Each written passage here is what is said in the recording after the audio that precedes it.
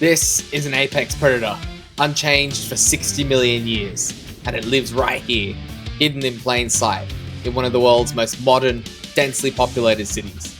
Most people in Singapore will go their whole lives without seeing one.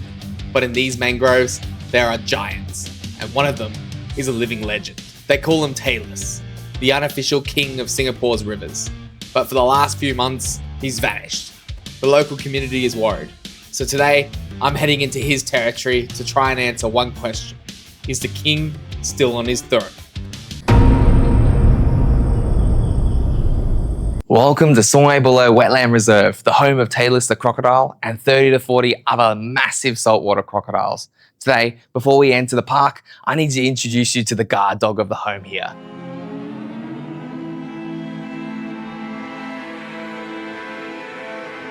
Call this guy the guardian of the moat. This big fella is almost always here, patrolling the main channel that separates the park from the Straits of Johor, Malaysia. It's the first and most powerful reminder that as soon as you cross this bridge, you're not in a city park anymore. You're in their house, their territory. So when we're looking for crocodiles, it's incredibly important to be really quiet. I don't want to make any loud footsteps, loud noises and shouts. And if I'm really going to be realistic here, a crocodile is going to know exactly where I am the moment I step across that bridge over here.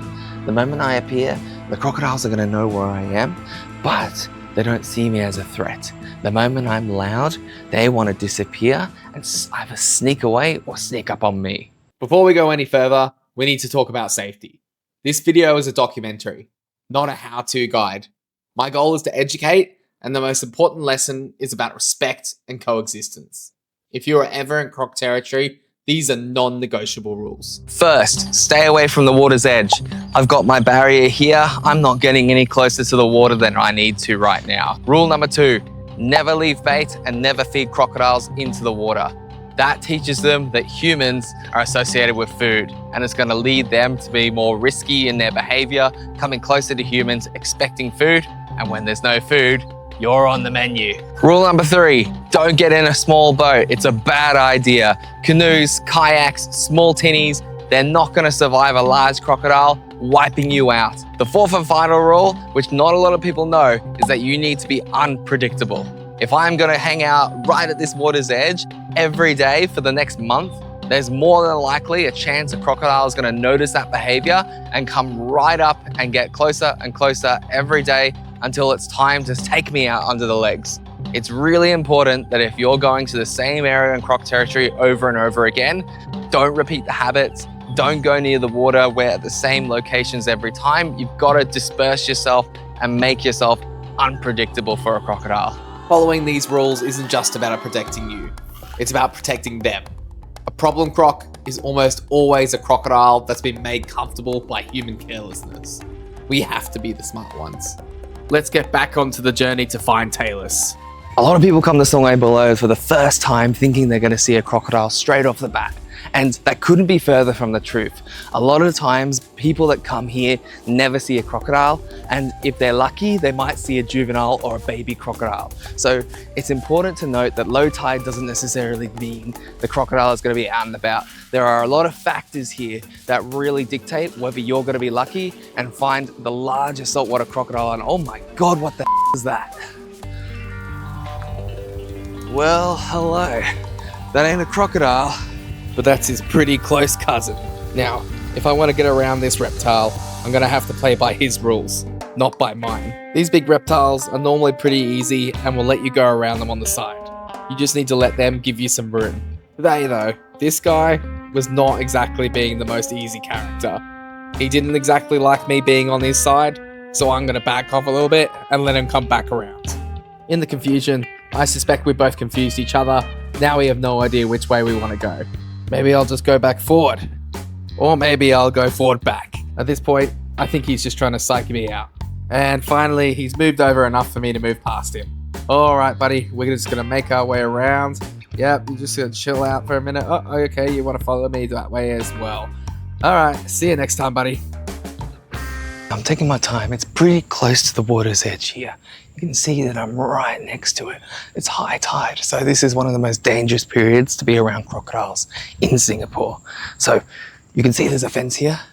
It's not going to do much for us if a crocodile's coming up to come over to the other side. We're just going to have a quick look around and see if we can spot a little guy or a big guy just hanging on the edge. So this is where you're going to be a bit slower and see if you can find one just sitting down, chilling out, ready to get some prey on the water's edge itself. I'm not going to be one of them today, by the way. Literally 5 seconds after turning the camera off, I heard a large splash straight into the water. You can see the ripples were still there. This was definitely not a monitor lizard, and it couldn't have been the jumping fish either. This was definitely a crocodile. This is right in Tailless's territory too. I'm looking around, scouting about. I know a crocodile's still out there. I just need to keep looking. We're going to head a little further, see if he's gone downstream. Maybe we'll catch him on one of the banks there in a minute. Okay, so if you look right here, we've got a really beautiful but large saltwater crocodile right where my finger is. I'm going to zoom in and I'll show you how big he is. Look at the size of this fella. One of the things I do notice about him, he's got a tail. He's in Tailless's old territory, and it seems that this area is claimed by him. Check him out, just eyeing me down. This is an incredible shot of a crocodile that is clearly the apex of the region. Alright, the hunt still continues for Tailless. Right, so I need to be really careful about this spot here. So this is a broken fence clearly made by a female crocodile. It's mating season right now, and that means nests are being made, and male crocodiles are going to be very territorial with their females. If I'm really not careful, a female crocodile in about 2 to 3 months' time, when the eggs are hatched, are most likely going to have their nests set up all the way through here and could be very territorial. This is an incredible find. I've been seeing a few nests pop up in the last couple of hours as I walk through here, and just wow.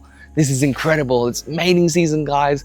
Crocodiles are going to be popping up everywhere, juveniles in about a couple of months. So just incredible. Wow, let's go. As I was following the path to see if Tailless went further downstream, I noticed I was being stalked by something in the mangroves next to me. They were following my path pretty clearly. And these guys were not ones that I wanted to mess with. Something in a pack, something in a herd, and they were coming onto the path in front of me. Right, so I seem to have gotten myself into a bit of a pickle. Behind me is a King Cobra. He came across just as I went through.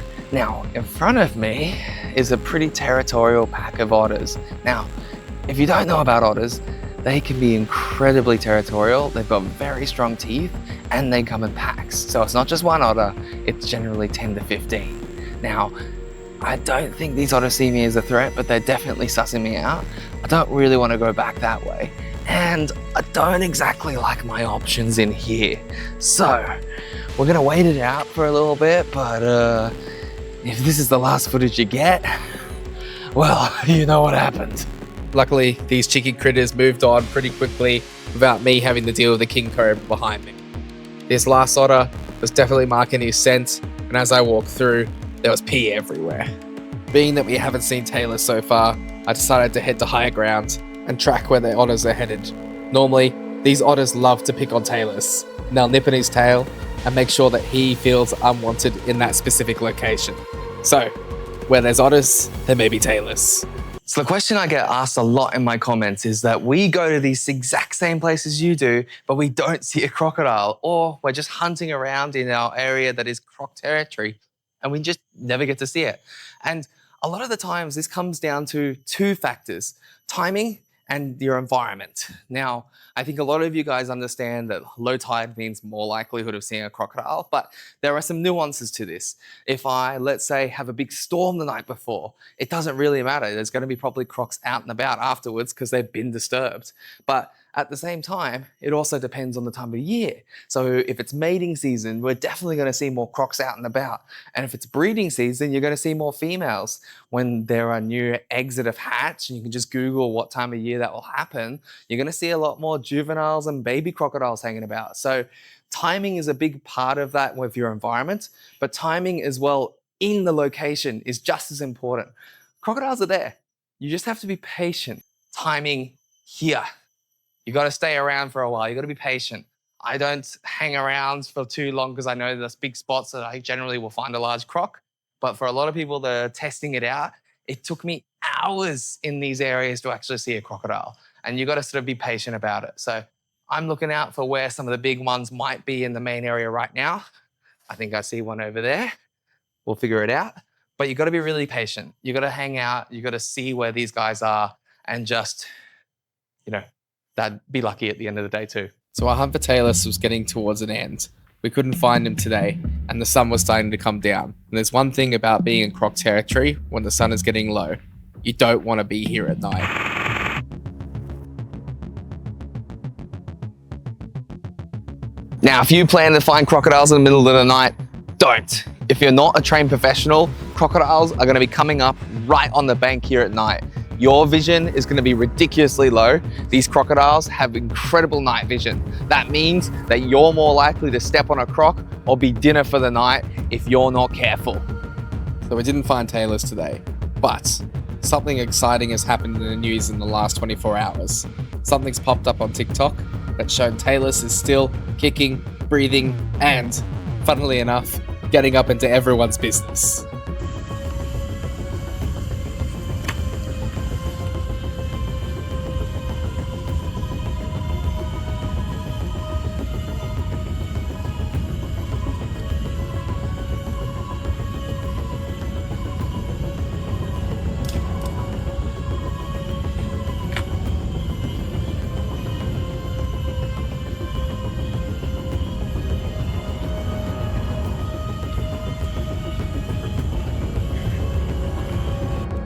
Visual confirmation that Tailless is still the king of Sungei Buloh and Singapore's waterways.